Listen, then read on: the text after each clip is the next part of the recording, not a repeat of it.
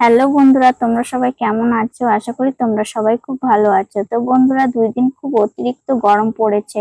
আশা করি তোমাদের ওই দিকের থেকেও আমাদের এখানে গরমটা একটু বেশি, কারণ আমাদের এখানে দুর্গাপুর এলাকায় অনেক কারখানা, আর সেজন্য গরমটাও একটু খুব বেশি। সেজন্য সকাল সকাল উঠে বাসি কাজটা সেরে সকাল সকাল স্নানটাও সেরে নিয়েছি। স্নানটা সেরে এবার স্বামীর মঙ্গলের জন্য সিঁথিতে সিঁদুরটা ছুঁয়ে নিলাম, কারণ বড়রা বলে যে বাকি কাজ টাজ বাদ দিয়ে আগে সিঁথিতে সিঁদুরটা আগে ছুঁয়ে নেবে।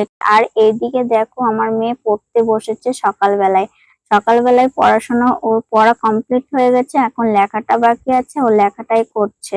আর এদিকে সকালবেলায় তো আমি একটু টাইম পাই না মেয়েকে পড়তে বসানোর জন্য, কিন্তু তাও ও একা একাই পড়ে। মাঝে মাঝে আমি কাজের ফাঁকে এসে মেয়েকে একটু দেখিয়ে দিই, আর ওর বাবা থাকলে ওর বাবাই দেখিয়ে দেয়। তো আজকে একা একাই পড়তে বসেছে। আর এদিকে তোমাদেরকে বলা হয়নি যে আমার মেয়ের চোখে একটু প্রবলেম হয়েছে। ডাক্তার দেখানো হয়েছে, ডাক্তার দেখিয়ে ডাক্তার বলেছে যে ওর চোখে একটা অ্যালার্জি হয়েছে। তো অ্যালার্জিটা গরমের জন্য হয়েছে। তো এই ওয়েদারের জন্য ওর চোখে এই প্রবলেমটা হবে। এই যখন গরমে এই ওয়েদারটা আসবে তখনই হবে। আর সেজন্য 3 রকমের ওষুধ দিয়েছে চোখে, সেই ওষুধগুলো আধ ঘন্টা পর পর করে দিতে হয়। তো একটা ওষুধ এখন দিয়ে দিলাম, আর এখনো 2টো বাকি আছে। 2টো ওষুধ এখনো পরে আধ ঘন্টা পর পর দিতে হবে একটা করে। তো এইদিকে আজকের থেকে আবার মেয়ের স্কুল চালু হয়েছে। তো মেয়ের স্কুল এখন ডে স্কুল হয়েছে। কিছুদিন গরমের জন্য স্কুল চলছিল, তারপরে ছুটি পড়ে গেছিল, এখন ডে স্কুল চালু হয়েছে আবার আজকের থেকে। তো এত গরম পড়েছে, তো ওর বাবা বললো যে আজকে আর স্কুলে পাঠাতে হবে না। আর এই গরমের মধ্যে মেয়েকে যদি স্কুলে পাঠাই তাহলে মেয়ের শরীর খারাপ হয়ে যাবে। তো সেই কারণে আজকে স্কুলে পাঠাইনি।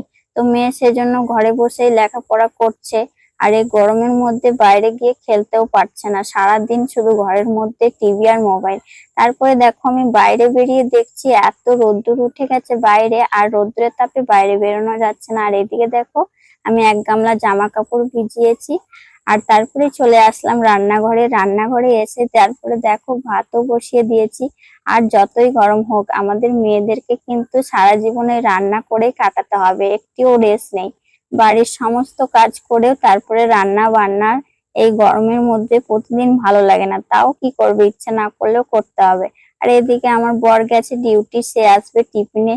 তো টিফিন খেতে তারপরে দেখো, আমাদের ঘরে কিন্তু রুটি রুটি মুড়ি এইসব টিফিনে কিন্তু চলে না। আমরা হলাম একদম যাকে বলে ভেতো বাঙালি, আমাদের সবসময় ভাতটাই চাই, তাই টিফিনে আমরা ভাতটাই খাই। তো আমি এদিকে রান্না করতে থাকি, তোমরা আমার চ্যানেলটিতে সাবস্ক্রাইব করে আমার পাশে থেকো। টাটা।